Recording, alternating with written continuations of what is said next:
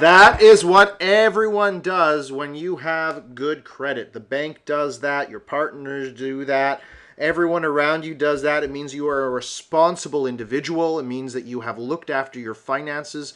You have maybe had someone to teach you. Maybe you've done it by yourself. However, you've gotten to this point, congratulations. Knowing about credit and the people around you with credit allows you to have a lot more power when it comes to purchasing and building a real estate portfolio.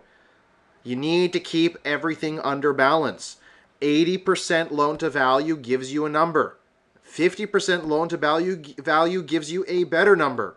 Close accounts if they're not used, and make sure if you are building your credit, get a secure credit card.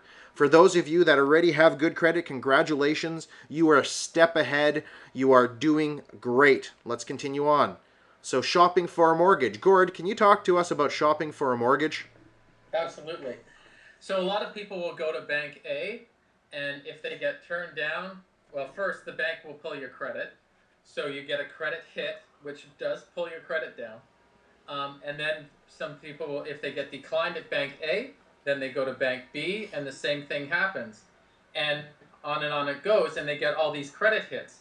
Not to mention that that all of these credit hits affect you really negatively, and the bank prior to that can actually see that you've been to Bank A, and then you've been to Bank B when you're at Bank C, and so on. Hence the value of a mortgage broker. There are certain circumstances in your business where you will go and develop a relationship with a certain bank, and that's okay. We're saying that your relationships are awesome with your banks. What we're saying to you is if you're going and shopping around, there are better ways to shop, hence using a mortgage broker.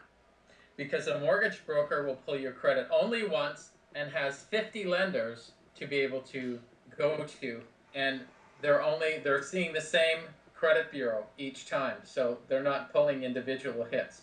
So this is the more favorable way, and of course your mortgage broker can shop the best rates for you at the same time, And and here, be able yeah, go ahead.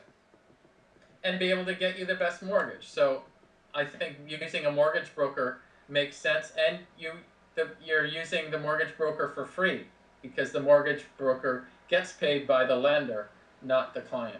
And also, when you're qualifying for a mortgage, what you really want to do is do your best to avoid buying expensive items on credit or be strategic again about it. Talk to your mentor or the person that's supporting you in building your real estate portfolio. Also, don't take on any new loans or leases if you're wanting to actually go and qualify for a mortgage. Not a great idea.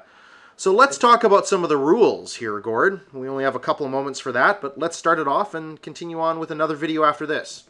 Okay, well, essentially, the banks and the financial institutions have created the rules. So, and those rules seem to change based on the economics of the day. So Certainly. now the bank rules are quite stringent, whereas 4 years ago they're pretty loose. So now they're quite stringent. So you have to work within the confines of that.